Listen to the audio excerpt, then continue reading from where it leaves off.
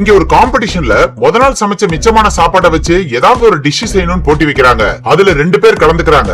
ஒருத்தர் ஏற்கனவே குக்கிங் மீடியால ஃபேமஸா இருக்கிற ஒரு லேடியும் வீட்டுல சமைச்சிட்டு இருக்கிற சாதாரண பொண்ணுக்கும் நடுவுல தான் போட்டி ஆரம்பிக்குது. ஆனா இந்த பொண்ணு எப்பயுமே ஹெல்த்தியா சமைக்கிறதுல தான் கவனமா இருப்பா. சோ அவளுக்கு பழச வச்சு எப்படி சமைக்கிறதுன்னு யோசிச்சுட்டு இருக்கா. இவ யோசிக்கிற கேப்ல அந்த லேடி கடகடன்னு இருக்கிற காய்கறி எல்லாத்தையும் ஒன்னா போட்டு மிக்ஸில அடிச்சு எதையோ செஞ்சுட்டு இருக்காங்க.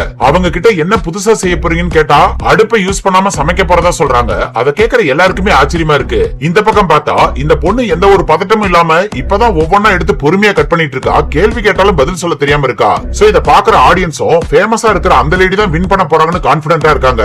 அந்த லேடி இருக்கிற டெக்னாலஜி எல்லாத்தையும் யூஸ் பண்ணி எல்லாத்தையுமே சீக்கிரமா செஞ்சு 3 டிஷ் ரெடி பண்ணிட்டு இருக்காங்க. எல்லாத்தையும் ரெடி பண்ணதும் மைக்ரோவேவ்ல வச்சுட்டு கூலா வெயிட் பண்ணிட்டு இருக்காங்க. ஆனா இந்த பொண்ணுக்கு அவங்க யூஸ் பண்ற மிக்ஸியோ வெஜிடபிள் கட்டரோ மைக்ரோவேவ் அவனோ எதுவுமே யூஸ் பண்ண தெரியாது. சோ எப்பயுமே வீட்டுல செய்யற மாதிரி பொறுமையா கத்திய வச்சு காய்கறிகளை நறுக்கி அடுப்புல ஒரு சாஸ் ரெடி பண்ணிட்டு இருக்கா. அவங்க கொடுத்த 15 நிமிஷத்துல இந்த லேடி 7 நிமிஷத்துல டிஷ் ரெடி பண்ணி முடிச்சிடறாங்க.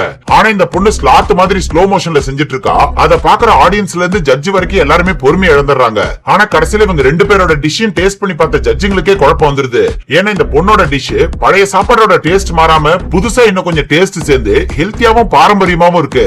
ஆனா இந்த லேடி டைமிங்க சேவ் பண்றதா நினைச்சு ஏதோ ஃபாஸ்ட் ஃபுட்ல செய்யற மாதிரி ஏகப்பட்ட இன்கிரிடியன்ஸ் சேர்த்திருக்காங்க. சோ அது எல்லாராலையும் சாப்பிட முடியாது. வயசானவங்களுக்கு செரிக்காம கூட போகலாம். அப்படி இருந்துமே ஒரு ஜட்ஜ் அவங்களுக்கு தான் மார்க் கொடுக்கறாரு.